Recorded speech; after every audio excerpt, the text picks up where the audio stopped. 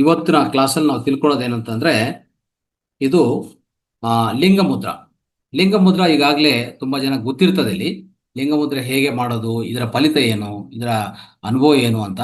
So ಲಿಂಗ ಮುದ್ರದಲ್ಲಿ ಆದಷ್ಟು ಎಲ್ಲಾ ಬೆರಳು ಒಳಗಡೆ ಎಲ್ಲಾ ಬೆರಳು ಇಟ್ಕೊಂಡು ಒಂದು ಹೆಬ್ಬೆರಳು ಮಾತ್ರ ಮೇಲೆ ಇಟ್ಕೊಂಡು ಅದನ್ನ ತೋರಿಸ್ತೀನಿ ಹೆಂಗ್ ಮಾಡೋದಂತ.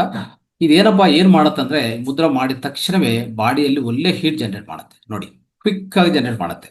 ಯಾವುದೇ ಸೀವಿಯರ್ ಕೋಲ್ಡ್ ಕಂಡೀಷನ್ಸ್ ಇದ್ರೆ ಖಂಡಿತ ನೀವು ಇದು ಅಭ್ಯಾಸ ಮಾಡ್ಬೋದು. ಒಳ್ಳೆ ಮುದ್ರೆ ಇದು.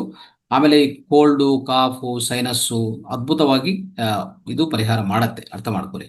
ಇದು ಇದು ಏನಾಗತ್ತಂದ್ರೆ ದೇಹದಲ್ಲಿ ಉಷ್ಣತೆ ಹೆಚ್ಚು ಮಾಡತ್ತಲ್ಲ, ನಮ್ಮ ದೇಹದಲ್ಲಿರುವಂತ ಈ ಫ್ಲಮ್ ಸೇರ್ಕೊಂಡಿರ್ತದೆ ನೋಡಿ. ಈ ಫ್ಲಮ್ ಅನ್ನು ನೋಸ್ ಅಲ್ಲಿ ಅಂದ್ರೆ ಮೂಗಿಯಲ್ಲಿ, ಸೈನಸ್ ಅಲ್ಲಿ, ಥ್ರೋಟ್ ಅಲ್ಲಿ, ಚೆಸ್ಟ್ ಅಲ್ಲಿ ಎಲ್ಲೇ ಇದ್ರೂ ಫ್ಲಮ್ ಕರಗಿಸ್ತದೆ ಇದು. ಅರ್ಥ ಮಾಡ್ಕೊಳ್ಳಿ. ಸೊ ಅದಕ್ಕೋಸ್ಕರ ಇದು ಫ್ಲಮ್ಮನ್ನು ತುಂಬಾ ಚೆನ್ನಾಗಿ ಕ್ಲೀನ್ ಮಾಡುತ್ತೆ.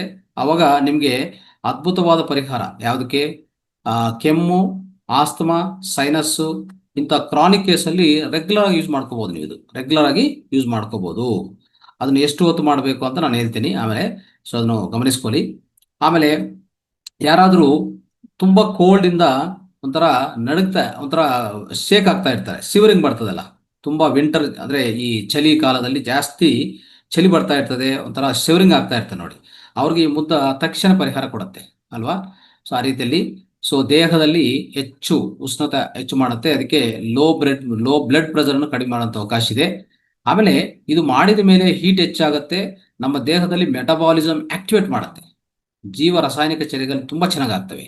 ಅದಕ್ಕೋಸ್ಕರ ನಮ್ಮ ದೇಹದಲ್ಲಿರುವಂತಹ ಕೆಟ್ಟೆ ಕೊಬ್ಬು ಇದೆಲ್ಲ ಕರಗೋಗತ್ತೆ, ಒಬೆಸಿಟಿ ಕಡಿಮೆ ಆಗತ್ತೆ.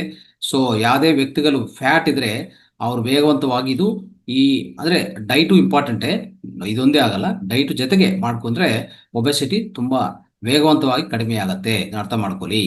ಸೊ ಅದಕ್ಕೋಸ್ಕರ ಇಂಥದ್ದು ಏನ್ ಮಾಡ್ಬೇಕಪ್ಪ ಅಂತಂದ್ರೆ, ಯಾರಾದ್ರೂ ಈ ಕೋಲ್ಡ್ ಇಂದ ಸಫರ್ ಆಗ್ತಾರೆ ನೋಡಿ, ಈ ನೆಗಡಿಯಿಂದ ತುಂಬಾ ಸಫರ್ ಆಗ್ತಾ ಇರ್ತಲ್ಲ ಅಂತ ವ್ಯಕ್ತಿಗಳು ಬೆಡ್ ಇಂದ ಏಳುವಾಗನೆ ಈ ಮುದ್ರ ಮಾಡಿಕೊಂಡು ಬೆಡ್ ಇಂದ ಏಳೋದು ಒಳ್ಳೇದು. ಅಂದ್ರೆ ನಿದ್ದೆ ಬೆಳಗ್ಗೆನೆ ನಿದ್ದೆಯಿಂದ ಹೇಳ್ತಾರಲ್ಲ, ಆ ಟೈಮಲ್ಲಿ ಈ ಮುದ್ರವನ್ನು ಮಾಡ್ಕೊಂಡು ಸ್ವಲ್ಪ ಹೊತ್ತು ಹೇಳಿದ್ರೆ ಒಳ್ಳೆ ಫಲಿತ ಕೊಡುತ್ತೆ.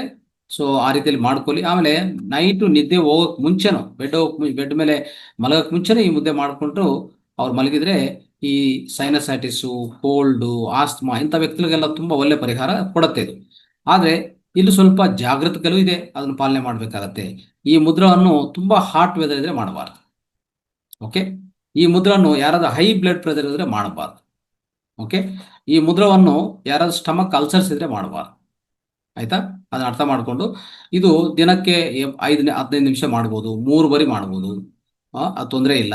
ಆದ್ರೆ ಈ ಮುದ್ರೆ ಯಾವಾಗ್ಲೂ ಅಷ್ಟೇ, ನಮಗೆ ಪ್ರಾಬ್ಲಮ್ ಸಾಲ್ವ್ ಆದ್ರೆ ಮತ್ತೆ ರಿಪೀಟ್ ಮಾಡಬಾರ್ದು. ಪ್ರಾಬ್ಲಮ್ ಸಾಲ್ವ್ ಆದ್ರೆ ಬಿಡಬೇಕಾಗತ್ತೆ. ಅದನ್ನ ಅರ್ಥ ಮಾಡ್ಬೋದು. ಓಕೆ. ಇದು ಅದ್ಭುತವಾದ ಮುದ್ರ.